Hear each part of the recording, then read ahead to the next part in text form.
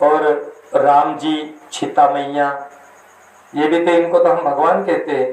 भगवानों की भी तो भारियां होती है, वह भी तो संसारी है। उन्हें भगवान क्यों माना जाता है? संसारी भी एक दिन अपने मार्ग दर्शन कर लेता है। हम जैसे संसारी हैं, वैसे ही देवी देवता भी संसारी है। वह भी संसार में अपने देवताओं धारण किया है। हम भी देव बन सकते हैं, फिर से मानव बन सकते हैं, पितृलोक प्राप्त कर सकते हैं, इंद्रलोक प्राप्त कर सकते हैं, ब्रह्मलोक प्राप्त कर सकते हैं, शिवलोक प्राप्त कर सकते हैं, विष्णु लोक प्राप्त कर सकते हैं, सतलोक प्राप्त कर सकते हैं। हम जो चाहे वो हो जाए, लेकिन महत्वपूर्ण बात यह है कि हमें खोज नहीं है। गुरु ने हमें एकाग्र करके जसो हर छिंदरा एकठा करीने गांठना बांधीने मिल दे, बाद में जरूरत पड़े ते वखते हेरू पड़ जाए। आपण तुम्हारे छिंदरो कहाँ गयो, पहनने समय आवे ते हेरू पड़ जाए कहाँ गयो। कि गठिया छोड़े तब पता चले कि काय काय वस्तु क्या बांधनी। ये गठरिया है हमारी, शरीर जो है हमारा गठरिया है। इसके अंदर हीरो भी है, मोती भी है, पारस भी है और कचरू भी है। सब इकट्ठा करें बांधने की तलाश करें, तब असली चीज अलग है और नकली अलग है। अब माताएं भी है, वह भी देवी का रूप। देवी पार्वती, लक्ष्मी, लक्ष्मी का भी रूप है, पार्वती का रूप, सरस्वती का रूप, राधा, सीता जैसा रूप है। अपने आप को, अपना रूप खुद स्त्री यानी कि बाई खुद रूप का जे खुद पहचान जोगे। मजे अपना आंगणा में पौधो लगाड़े, खुद अपनो पौधो लगाड़्या, तेना पौधा पानी खुद का नाखनो पड़शे। अश्वनी की पड़ोसी आई नाख देशे, या अपनो पूरी आई नाख देशे, या कोई अपनी बाई आई नाख देशे। खुद लगाड़ी पौधो कि खुद काजे पानी नाखनो पड़शे। दूसरो आई नहीं नाख सके। यहाँ साता सो मजे कर्तव्य शो छे कि दूसरो आवीने पानी नाखीने पौधा काजे मोटो कर देशे। अपना पौधा काजे खुद काजे मोटो कर देते, खुद काजे पानी नाखनो पड़शे। दूसरो आवीने खुद नहीं पानी नाखे। इसी तरह अपने आप को खुद को ही खोजना पड़ेगा गुरु द्वारा। वह की गुरु सत्य हो तो ही अपने आप को खोज पाएगा, नहीं तो यह भी मुश्किल छे। भाई भी खुद का जे पहचान करनो जोईए कि मारो रूप काय छे, मैं कौन छे, मारो जन्म कहाँ है, ना काय कारण से जन्म है और कहाँ गुरु कर रहे हैं।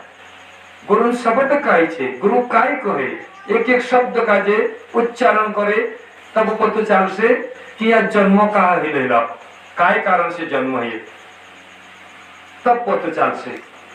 जब तक अपनो व्यक्ति असो सत्संग भी कहे कि जब तक व्यक्ति तन मन नहीं खोजे सब झूठा कथे बधे, यानी कि सब कुछ आधो देखनो और ज्यादा झूठ में करो, देखनो कम और झूठ ज्यादा।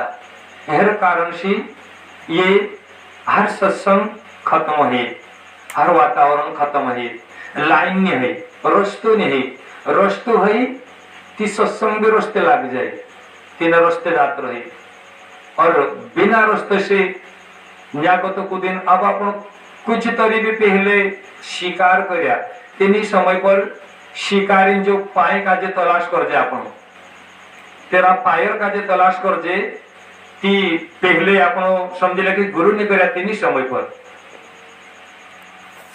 अपन शिकार पछो करया कि शिकारन पायरा का जे तलाश करया। हाँ यहाँ गथे यहाँ पल्लो छे, यहाँ गथे यहाँ कूदलो छे, अत्यारे गावे गयो छे। एक एक पायर का जे तलाश करीन जो जा जाइन थाकीन बस्यो छुप रह्यो, चांदेन आपण तलाश करे जे तीना का जे हेर लेजे। अशी तलाश नहीं कर रहे अपन। શિકારો કાજે તો આપણો જા પાઈને કે સાજે घेर लेता कि ये भी तलाश છે એની તલાશ કાજે જારી રાખશે अच्छी तरह से ध्यान देશે कि जोड़से कहानी जोड़े महत्वपूर्ण काय वस्तु છે शरीर या मन या तन धन महत्वपूर्ण वस्तु। अरे जब यह शरीर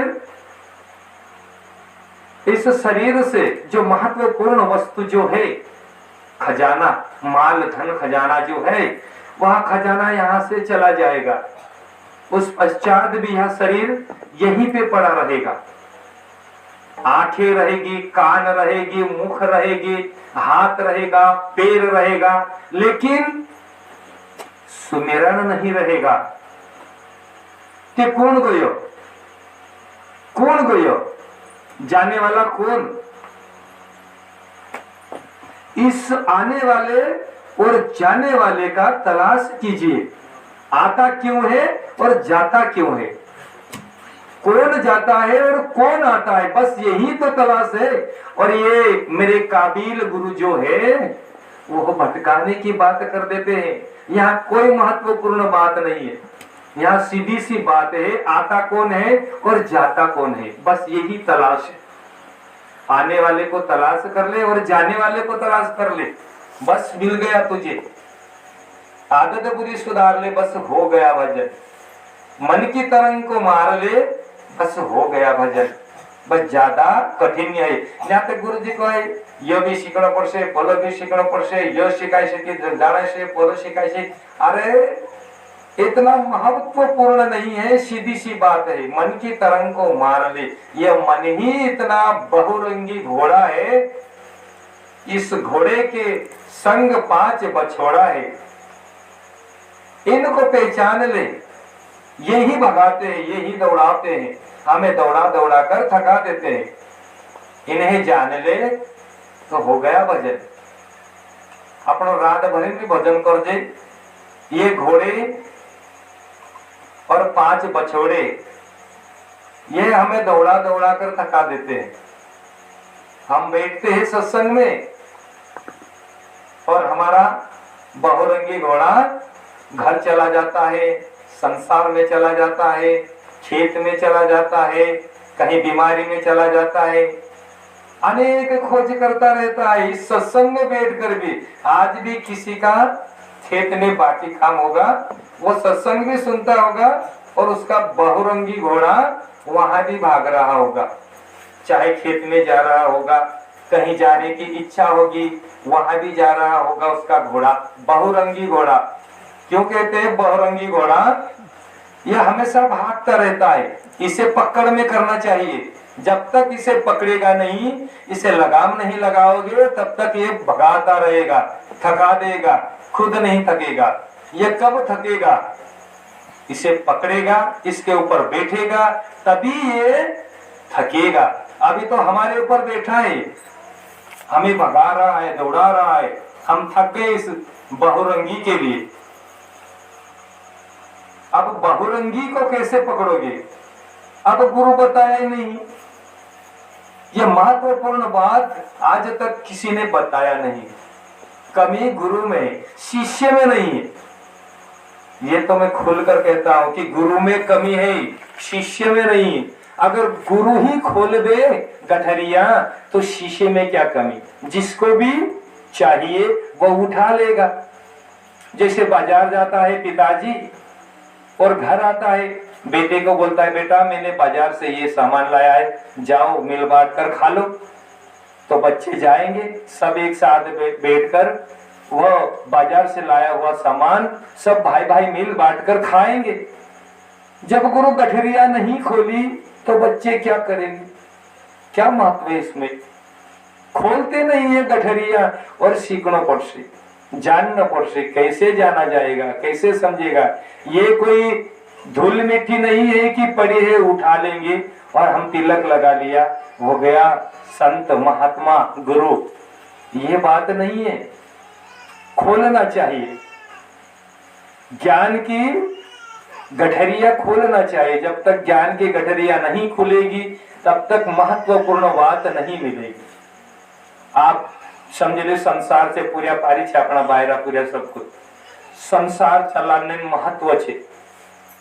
जिना घर में सदस्य मेन हशे, माता पिता हशे, तेंद्री बात काजे मान्यता करशे और माता पिता भी खुद काजे और सोच विचार करना जोए कि एक में भी मारा परिवार सदस्य छे, सदस्य छे कि सदस्य के रूप में ही रहिए। जैसे भगवान रूप में पालन करना, बेटा बेटी बहू स्त्री, इसका पालन करना चाहिए अच्छी तरह से। हमें उनको शिक्षण देना चाहिए, समझाना चाहिए कि संस्कार सिखाना चाहिए। बेटा यो करने से गलत है, ये नहीं करना बेटा, ये करे कि जो आपनो का दुनिया का ही करसे, ये नहीं करना, ये करना चाहिए आपनो का ये कर्तव्य। यह पिता अपने बेटे को समझाता है, माता पिता दोनों मिलकर के अपने बेटे को समझाते हैं, सही कर्तव्य करवाते हैं, सही मार्गदर्शन करवाते हैं। आज बचपन से अपने बेटे को संस्कार देंगे, पूजा पाठ का संस्कार, सत्संग का संस्कार, भजन कीर्तन का संस्कार और किसी को हाथ जोड़कर प्रणाम करने का संस्कार, ऐसा संस्कार अपने बेटे को देंगे, तब वो अपना बेटा भी उसी संस्कार में रहेगा। अपने परिवार के लिए सदस्य ही गुरु है, कोई वेगळे हेरने जाने की जरूरत नहीं। अपना परिवार ना अपनो गुरु, चलो नहीं मानते ठीक से जान दे, क्योंकि यह कर्म अनुसार जन्म हुआ है, कर्म अनुसार जन्म हुआ है। वह जो अपने ज्ञान के मुट्ठी में जो आया वही मानेगा, और ज्ञान की मुट्ठी से जो बाहर हो गया वह बाहर ही रहेगा। उसे कितने भी उंगलियां चौड़ी करके पकड़ने की कोशिश कर, हाथ लंबा करके पकड़ने की कोशिश करो, लेकिन वो दूर ही भागता जाएगा, क्योंकि उसके नसीब में ये सत्संग नहीं है, ज्ञान नहीं है, भजन कीर्तन नहीं है उसके नसीब में। क्योंकि सबकी सब एक रास्ते आ जाए तो यहाँ पर सत्य और असत्य का कोई महत्व नहीं रहेगा।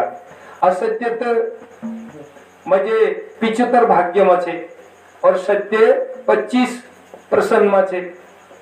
ते असत्य ज्यादा क्यों? असत्य ज्यादा रहशे।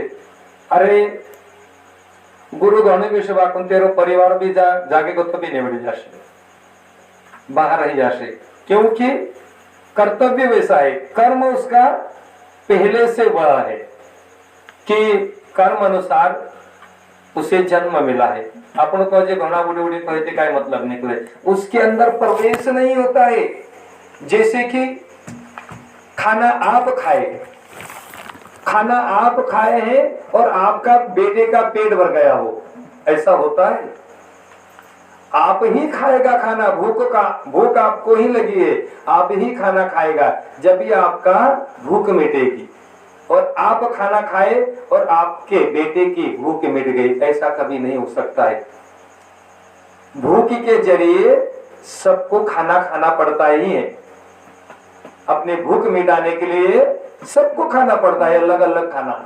ज्ञान भी इसी तरह है, जिसको ज्ञान लेना है तो अपने भूख मिटाने के लिए ज्ञान का ग्रहण करना ही पड़ता है, तब जाकर के अपना आत्मा तृप्त होती है। ये ज्ञान का रूप है, यही सत्संग है।